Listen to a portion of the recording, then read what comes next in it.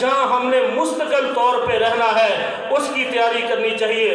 اور جس انسان کی سوچ دنیا بن جاتی ہے، آخرت کو فراموش کر دیتا ہے، اس آدمی کا ٹھکانہ جہنم ہے۔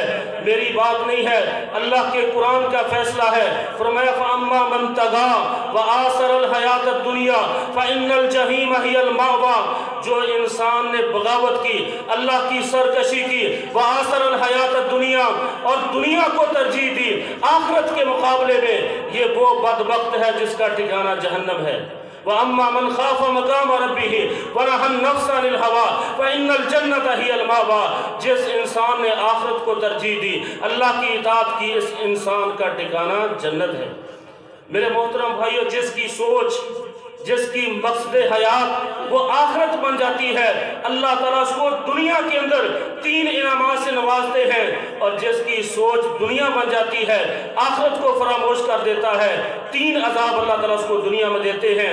فرمایا اللہ کے رسول علیہ السلام نے، من کانت الآخرۃ ہمہ، جس انسان کا ہم، غم، سوچ، فکر، مقصد حیات آخرت بن جاتی ہے کہ میری آخرت کیسے بہتر ہو سکتی ہے، میں آخرت میں کیسے کامیاب ہو سکتا ہوں، 3 انعام اللہ تعالیٰ اس کو دنیا میں دیتے ہیں۔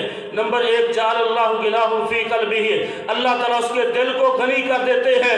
نمبر 2، اللہ تعالیٰ وجمع لہ شملہ، اللہ تعالیٰ اس کے بکھرے ہوئے تمام کام سمیٹ دیتے ہیں، جو کام اس نے مہینے میں کرنا ہے اللہ کی مدد اور برکت کی وجہ سے 5 دنوں میں کر لیتا ہے، 5 دنوں میں کرنا ہو وہ 1 دن میں کر لیتا ہے، اور دنیا اس کے پاس ذلیل ہو کر آتی ہے۔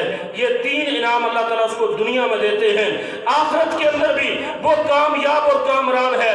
اور جس انسان کی سوچ، فکر صرف اور صرف دنیا بن جاتی ہے، آخرت کو فراموش کر دیتا ہے، 3 عذاب اللہ تعالیٰ اس کو دنیا میں دیتے ہیں۔ نبی علیہ السلام نے فرمایا، من کانت الدنیا ہمہ، جس انسان کا ہم، غم، سوچ، فکر دنیا بن جاتی ہے، آخرت کو فراموش کر دیتا ہے، اللہ تعالیٰ اس کو پہلا عذاب دیتے ہیں، جعل اللہ فقرہ بین عینیہ، اللہ تعالیٰ اس کو فقیر بنا دیتے ہیں، محتاج بنا دیتے ہیں۔ وہ مال روپے پیسہ ہونے کے باوجود بھی جو گلے شکوے کرتا رہتا ہے۔ نمبر 2، اس کو یہ عذاب دیتے ہیں، اللہ تعالیٰ وفرق علیہ شملہ، اس کے کاموں کو بخیر دیتے ہیں، کبھی یہ کام، کبھی وہ کام، کبھی فلاں کام، سارا دن عبادت کے لیے، اللہ کے دین کے لیے اس کے پاس وقت موجود نہیں ہوتا۔ اور تیسری سزا اس کو یہ